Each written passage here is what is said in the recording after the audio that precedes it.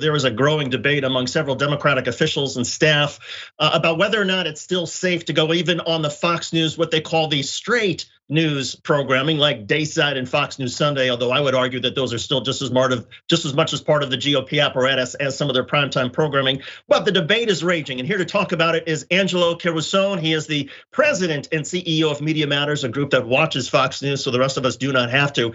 Angelo, there's been this debate over the last couple of days, in part because Pete Buttigieg went on Fox News Sunday, the transportation secretary. He said something that was very reasonable. It was taken totally out of context on Laura Ingraham's show to suggest that he somehow embraced violence. Explain what happened. I mean, basically, he gave an answer. The question was about protesting, outside restaurants, for the Supreme Court justices, and he gave basically a reasonable answer, which is that obviously violence is not acceptable, but if you're a public official, you should expect it. And he sort of he personalized it, and it was a perfectly reasonable, effective answer. The way that it was framed on the rest of Fox News was, and I think Laura Ingraham really encapsulated it well, is that instead of replaying his answer or even characterizing it correctly, all she did was play B-roll of him talking in the background, which is just sort of him, giving the answer, but no sound. And instead, she said Pete Buttigieg endorses violence, and that's not remotely even close to what the answer was. And I think that's what ignited it, because there was these two realities really happening in incredibly at the same time, which is that the next day, Twitter and Democratic circles are just sharing the video, and they're just saying like, this is how you do it, this is how you beat Fox, and you go on there and you give a really good answer, and yet totally disconnected and divorced from what was actually happening on Fox News, which is that, yeah, they were talking about Pete Buttigieg a lot that day, but instead of giving him credit or accolades or even just giving him the space to repeat the answer that he gave, all they did was bash him and mischaracterize him and lie about it in order to serve their agenda. Full disclosure, I was at Fox News for the first 5.5 years. And back when I was there, and I left more than 20 years ago, if I did a piece or report and one of the primetime shows, one of the opinion shows took something out of context, even my reporting, very nuanced reporting, I had an avenue to go to the bureau chief and have them, the president of Fox News, come down hard on Bill O'Reilly or Sean Hannity and make sure that didn't happen again. It seems like that has just been thrown out the window, because now there's so much that happens on the so-called Dayside straight news program or Fox News Sunday, where there's nothing that they can do to try to stop what primetime Tucker, Laura, and the rest do with it. Yeah, I mean, I think that's what I think you hit it exactly right, which is that sometimes people sort of misunderstand that it's not because Fox has a perspective or even a bias or even has these, sort of opinion talkers that have obviously a really strong bent. Something happened at Fox, and it happened a while ago, but it's only gotten worse.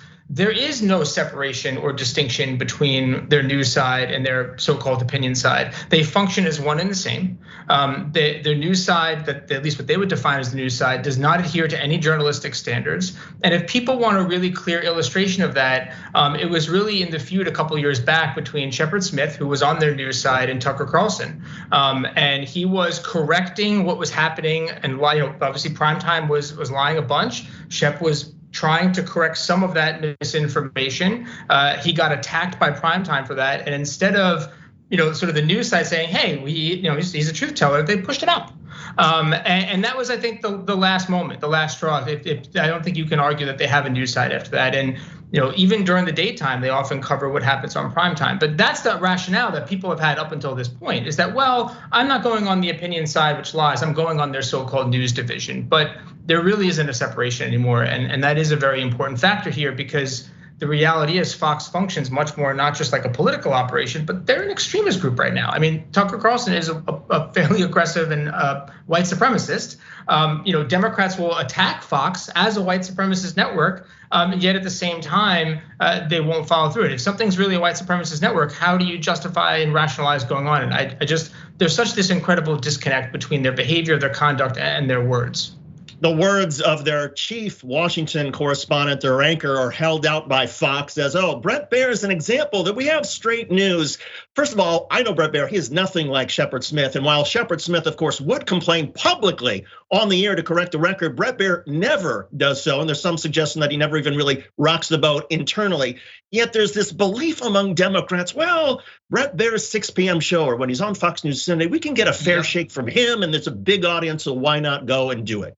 Yeah, they are. This is what happens. There is a small group of, there's a group of desperate Democrats, right, that think if they go on Fox News and they give a really good answer, they'll get tons of credit and accolades. And so they do it because they think it's like a great shot. There's also like this consultant class, which there's a group of consultants that literally have a cottage industry that sort of will promote this idea that going on Fox is somehow going to win you elections and primaries, and that's just never been proven true.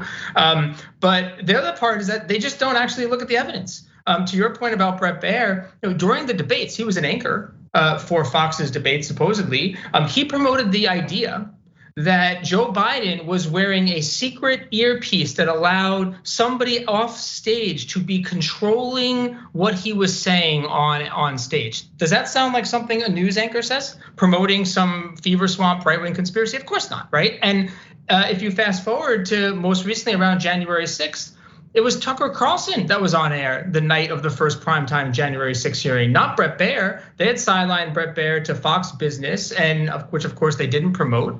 And that's because they're not a real news operation. So I know people point to these small examples, but that really separates out what Fox functions like as a whole. And it ignores their own harm, because I've been in the room with executives, advertising executives, corporate executives. And one of the things that I think Democrats often miss is that there will be advertisers, major media buyers making decisions about ads, where they're going to place them. And coming up, we're going to be dealing with cable companies that are making these calls. And one of the things Fox News does is say, well, if we were so controversial and we were so bad, then why do Democrats come on, right? Because they know that our audience is so powerful, they can't ignore us. And what they often say to advertisers that are skittish is, well, then just do what the Democrats do. You don't have to advertise on our primetime, just buy on the rest of Fox News. If they say it's okay, then it's gotta be okay for you. And so in a way, they actually validate some of Fox News's marketing that actually helps enable Fox to do the kinds of things that it does day to day. And that's obviously lie and create all kinds of damage and chaos. And another reason why I think that Fox News is part of the mainstream media sort of establishment and hasn't been kicked out is because 20 years ago, they were made a member of the White House pool. And for people who are not familiar with that, it's a rotation so that the broadcast networks, the wires and newspapers, they rotate who gets to go into the Oval Office, because there's not room for everybody who travels on Air Force One. And then the material is shared with everybody else, because it's extremely prestigious to be part of the pool. Fox News has also gotten a front row seat in the briefing room. And I argued years ago when Ed Henry, who was in charge, who was at CNN at the time, and he was saying, oh yeah, Fox News should have a seat in the front row, they're part of the pool. I said, no, they shouldn't. And Ed at the time, unbeknownst to a lot of people, was negotiating with Fox News. So he was essentially greasing his wheels to go there. But because Fox News is now part of this press pool, because they share that material with everybody else, somehow the Washington media thinks, oh no, they're different from OAN, they're different from Newsmax. Right. Oh God, I'm so glad you said that, because like that's always feels too wonky whenever I bring it up. But I think you hit the nail on the head there. And I always give skeptics a thought experiment, which is that if a brand new operation started tomorrow called like Rox News or whatever, and they did exactly the same thing that Fox News does, nobody would go on it because it would be considered too controversial, right? It would be considered too fringy, too far out there. Even if it had 5 million viewers, they would say it's too extreme. And that's the point. The point is that because they've gotten sort of this pass, especially because they reached that sort of vaunted status of getting in the pool, they get a pass, and that's nonsense, right? It should be reevaluated. No other mechanism that does what Fox News does would be in the position that they are in, and being able to operate with impunity from all the places that help continue to prop them up. And the press corps is a big part of this. And I realize it. It's very challenging, right? Because it seems like you're attacking them because they're conservatives. I don't have a problem with bias. I think that's something you can argue with and disagree with. I mean, news outlets have a perspective. That's what, especially when it comes to their editorial side. But journalists should adhere to some set of standards. And when you recklessly lie, the way that Fox News does, both on their day side and their night side. And we do a lot of these studies, and the studies always bear the same result, which is that their supposed news programming repeats the same misinformation on their primetime programming at almost the exact same amount. It's just not as crazy sounding, or it's not coming from the most well-known figures, so it doesn't feel as bad. But the data supports the idea that there is no distinction in terms of the quality of the programming or journalistic standards between their daytime and their nighttime. And As evidence of that, I think if they were trying to apply for a press pass right now, the Senate press credentials or some of these others, they would have a really difficult time if they were a brand new outlet or if they had to go through. I agree, and I agree. There's no distinction between primetime and Fox News. It's one thing though not to go on Fox News. It's another to say, okay, we're now taking away your first row seat. We're now kicking you out of the pool. I wish. I think it should be done, but does that responsibility lie with the association, the White House Correspondents Association, which decides these things, or does it lie with the Biden White House to say, no, we're not going to have any more briefings as long as Fox News is there in the first row?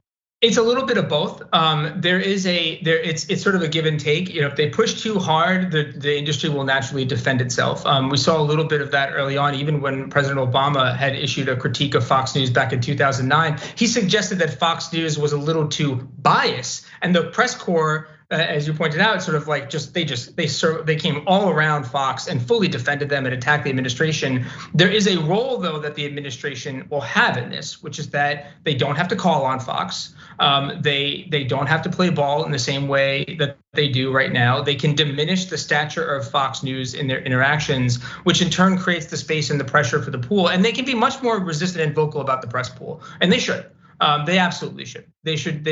There's no rational reason for Fox News to be a part of the press pool. You can't make the case. We're watching this play out with the hearings. They were participants in this insurrection. They helped organize it. They were helping engage with it. Like, it's just, I find it so dramatically inconsistent for the news media to be reporting on the January 6th committee, what happened, for there to be days where we're talking about text messages between Fox officials, the inconsistency with their programming, the way that they were in cahoots with Trump at the time and all these other extremists. And then for us to be getting press pool reports from Fox News figures as if they're not a part of what is something that just led an attack on the country. So it's this very weird balance, and it's partly why people get frustrated with DC, because there's obviously personal relationships and a lot of inertia, but the White House has a role in that and they should press it. Agreed. Angelo Carusone, he's the president and CEO of Media Matters. Angelo, thanks for doing this. We appreciate it. Thank you.